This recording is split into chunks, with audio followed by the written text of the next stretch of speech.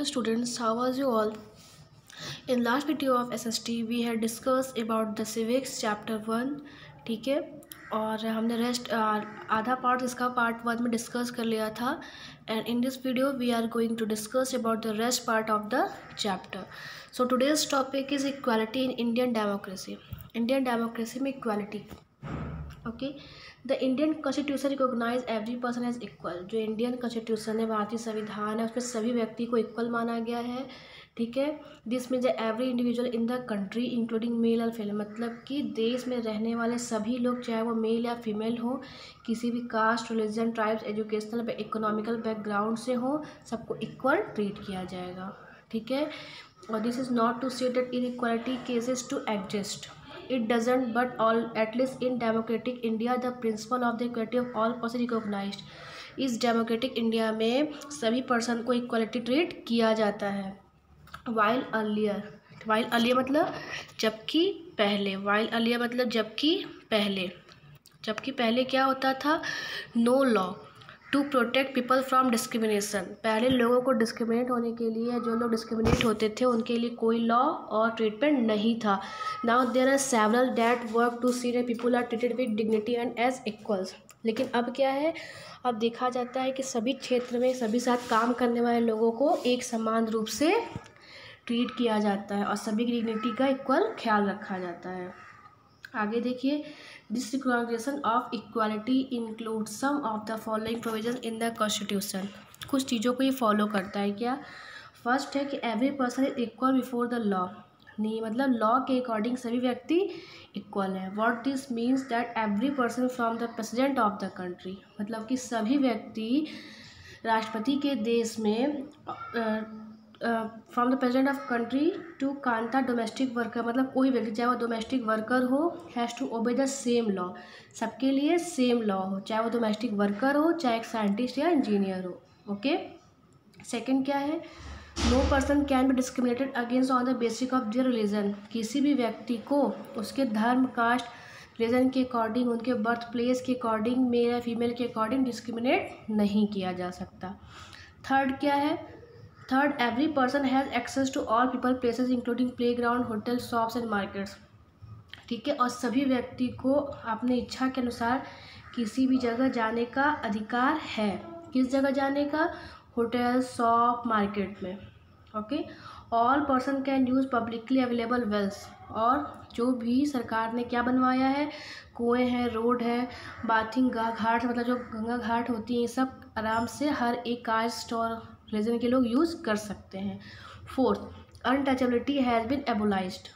अछूत को, अनटचेबिलिटी को बिल्कुल भी बर्दाश्त नहीं किया जाएगा. मतलब कि अनटचेबिलिटी बिल्कुल भी नहीं रहेगी. ऐसा नहीं होगा कि कोई व्यक्ति हिंदू है या मुस्लिम है या दलित है तो उनको हम टच नहीं करेंगे, उनसे बात नहीं करेंगे, उनके साथ नहीं बैठेंगे. ऐसा कुछ नहीं होगा. Okay. The two ways in which the government has tried to implement the equality that is guaranteed in the constitution is first through law, ठीक है, and second through government program. इन चीज़ों को जो गवर्नमेंट लोगों तक इक्वली कैसे पहुंचाती है? कॉन्स्टिट्यूशन के माध्यम से. और सेकंड किसके? गवर्नमेंट जो प्रोग्राम निकालती है, स्कीम निकालती है, जो एडवर्टीजमेंट करती है, उसके माध्यम से. ओके. तो क्या यहाँ पे there are several laws in India.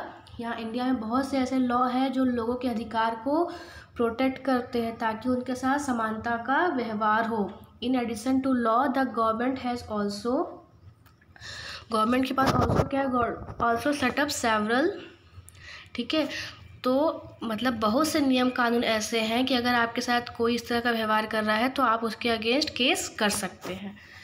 Several schemes to improve the lives of the communities and individuals who have been treated unequally for several centuries. और गवर्नमेंट ने उनके लिए भी नियम कानून बनाया है जो बहुत सेंचुरी से, बहुत सालों से अनइक्वल ट्रीट हो रहे हैं. ठीक है. This schemes are ensure greater opportunity for people who had not had this in the past.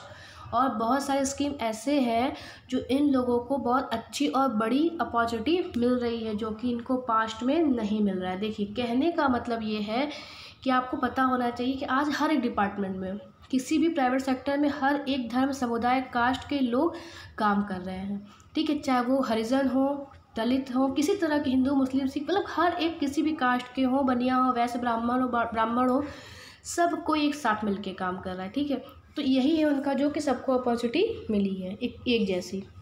आगे देखिए, one of the steps taken by the government includes the mid day meal scheme. एक पहला scheme और क्या था, mid day मील। ये क्या था, this refers to the programme introduce in all government elementary schools में क्या था कि सभी स्कूलों में खाना बना के बच्चों को दिया जाएगा, ठीक है। तमिलनाडु में पहला स्टेट था जहाँ पे ये स्कीम स्टार्ट हुआ था 2001 में, ठीक है। और सुप्रीम कोर्ट ने सभी स्टेट गवर्नमेंट से कहा था इस प्रोग्राम को अपने स्कूलों में शुरू करने के लिए, मतलब कि उनको 6 महीने का टाइम दिया था और कहा था कि 6 महीने के अंदर आप इस मिड डे मील को सभी लोग अपने स्कूल में, मतलब अपने स्टेट में जो भी स्कूल गवर्नमेंट हो वहाँ स्टार्ट कर दें। This programme has many positive effect. इससे बहुत पॉजिटिव इफेक्ट हुआ। क्या हुआ कि जो गरीब बच्चे स्कूल नहीं पहुंच पाते थे, अटेंड नहीं कर पाते थे, उनको मिलने लगा खाना। और teachers reported earlier children would often go home for lunch. और उससे क्या होता, जो टीचर्स थे, बच्चे थे, वो टीचर्स को रिपोर्ट करके जाते थे कि घर जा रहे हैं खाना खाने, बट वो रिटर्न स्कूल नहीं आते थे। But now with the mid day meal being provided in school, लेकिन अभी क्या है, मिड डे मील मतलब जो दिन का भोजन है दोपहर का, वो उनको स्कूल में ही प्रोवाइड हो जाता है, तो उनकी अटेंडेंस भी इम्प्रूव हुई है, ठीक। Their mothers who earlier had to interrupt their work to feed the children at home. और उसके पहले ये जो मदर होती थी बच्चों को इंटरप्ट करती थी कि खाना खाने के लिए बच्चों को घर बुलाने के लिए फिर भेजती नहीं थी, तो ये सब भी इनका इंटरप्ट भी ख़त्म हो गया। Now no longer need to do so, अब ऐसा करने की कोई ज़रूरत नहीं थी। This programme has also have reduce caste prejudice, ठीक है। इससे क्या हुआ कि कास्ट प्रेजुडाइज मतलब कि जो लोग धर्म के अकॉर्डिंग भेदभाव करते हैं ये भी ख़त्म हुआ, because both lower upper caste children in the school eat the meal together, क्योंकि सभी अपर कास्ट और लोअर कास्ट के बच्चे स्कूल में साथ में बैठ के खाना खाते हैं, ठीक है। और एक छोटे से जगहों में भी सब साथ बैठते हैं, ठीक। Dalit women have been employed to cook the meal, और दलित विमन को एम्प्लॉय किया गया था किस लिए, खाना पकाने के लिए। This mid day meal programme also have reduce the hunger of poor students, और ये और किस लिए हेल्प किया, जो गरीब बच्चे थे जिनके पास खाने की व्यवस्था नहीं थी घर में, इसी बहाने इनको खाना भी मिलने लगा था। एक तो स्कूल भी आने लगे थे, स्कूल मिस नहीं करते थे, और इनको ये जो भूख की प्रॉब्लम थी ये भी ख़त्म हो गई थी, और पढ़ाई में मन नहीं लगता था, कंसंट्रेट नहीं करते थे क्योंकि वो भूखे रहते थे। इससे इसका भी निवारण हो गया, ठीक है। While government programme plays an important role in increasing quality of opportunity, देखिए जबकि गवर्नमेंट का जो प्रोग्राम है वो इम्पॉर्टेंट रोल प्ले करती है अच्छी इक्वलिटी के अपॉर्चुनिटी को देने में, ठीक। लेकिन जो भी किए बहुत अच्छा किए, लेकिन और अधिक करने की ज़रूरत है। While the midday meal program has helped increase the enrollment and attendance of poor children in school, देखिए जैसे कि जो मिड डे मील है इससे स्कूल में बच्चों का अटेंडेंस तो बढ़ा। There continues to be big difference in our country between schools that the rich attend those the poor attend. देखिए ये कहना ये चाह रहा है कि इसके बावजूद भी हमारे देश में गरीब बच्चों के जो स्कूल है, कहने का अर्थ है जो सरकारी स्कूल है जहाँ गरीब बच्चे पढ़ने जाते हैं और जहाँ अमीर बच्चे पढ़ने जाते हैं जो प्राइवेट स्कूल है, उनमें काफ़ी डिफरेंसेस हैं, ठीक है। Even today there are several schools in the country in which Dalit children like Om Prakash Valmiki are discriminated. अभी भी ऐसे स्कूल हैं जहाँ पे दलित बच्चे जैसे कि ओम प्रकाश वाल्मीकि जैसे डिस्क्रिमिनेट किए जाते हैं और इनको अनइक्वल ट्रीट किया जाता है, इन्हें फोर्स किया जाता है, इनकी डिग्निटी को हर्ट किया जाता है, ठीक है। इनको इनके साथ सभी बच्चों की तरह समान व्यवहार नहीं किया जाता, ओके। अभी भी ये बता रहे थे कि जो प्राइवेट स्कूल और गवर्नमेंट स्कूल का जो डिफरेंस है ये यहाँ पे ये बता रहे हैं, ठीक है। क्या है फिर, this is because people refuse to think of them as equal even through the law requires it. लेकिन लोग इसको रिफ्यूज़ करते हैं, बट आज भी कई ऐसे जगह हैं जहाँ पे गवर्नमेंट स्कूल को प्राइवेट स्कूल जैसा ही बनाया गया है और वहाँ के बच्चों के पास भी ऐसे ही अपॉर्चुनिटी है और ऐसी चीज़ें अवेलेबल हैं जो प्राइवेट स्कूल के बच्चों को मिलती हैं, okay. One of the main reason for this, इसका मेन रीज़न क्या है, that attitudes change very slowly. जो लोगों का एटीट्यूड है, जो लोगों का माइंड है, वो बहुत धीरे धीरे चेंज हो रहा है। Even though a person are aware that discriminated is against the law, person लोग अवेयर हैं जो डिस्क्रिमिनेशन किया जाता है लॉ के against, they continue to treat people unequal on the basic of their caste. उन लोगों को पता है कि अगर डिस्क्रिमिनेट करेंगे तो उसके अगेंस्ट क्या नियम है, क्या कानून है, क्या लॉ है, लेकिन फिर भी वह आपस में लोगों में कास्ट, रिलीजन और डिसेबिलिटी, इकोनॉमिक स्टेटस के अकॉर्डिंग डिफरेंस करते हैं। मतलब ये सोचते हैं कि वो दूसरे कास्ट का है, हम इस कास्ट के हैं, वह दूसरे धर्म का है, उनकी योग्यता के अनुसार। ठीक है, ऐसा तो है नहीं कि जो अपॉर्चुनिटी मुझे मिली है पढ़ने के लिए वो अपॉर्चुनिटी आपको ही मिली हो पढ़ने के लिए। हो सकता हो नहीं मिली हो सकता हो कि मैं बहुत ज़्यादा धनी हूँ, आप नहीं हो, आप धनी हो तो मैं नहीं हूँ, हमारी इकोनॉमिक स्टेटस सेम नहीं होगा। And because they are women. और एक रीज़न ये भी था कि वे औरतें थीं। क्या रीज़न था? कि वे औरतें थीं। औरतों को भी मतलब कि इनके सेक्स के अकॉर्डिंग, इनके मेल फीमेल के अकॉर्डिंग भी डिफरेंस किया जाता था। It is only when people begin to believe that no one is inferior and that every person deserves to be treated with dignity।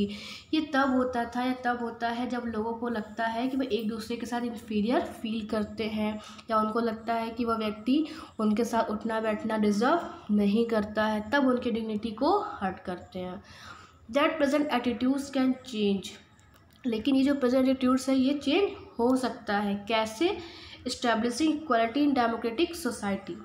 Establish क्या करेंगे? इक्वालिटी ले आएंगे। कहाँ? डेमोक्रेटिक सोसाइटी में। Is a continuous struggle and one in which an individual as well as various communities in India. बहुत सारे India's में communities हैं जो कंट्रीब्यूट कर रहे हैं to, and you will read more about this in this book. मतलब बहुत सारे जो कम्युनिटीज़ हैं जो इस इक्वालिटी को लाने में स्ट्रगल कर रहे हैं, रोल प्ले कर रहे हैं, उनके बारे में हम इस बुक में पढ़ेंगे। Okay student, so this topic has completed now, and in this video we will complete this chapter. Okay, bye bye.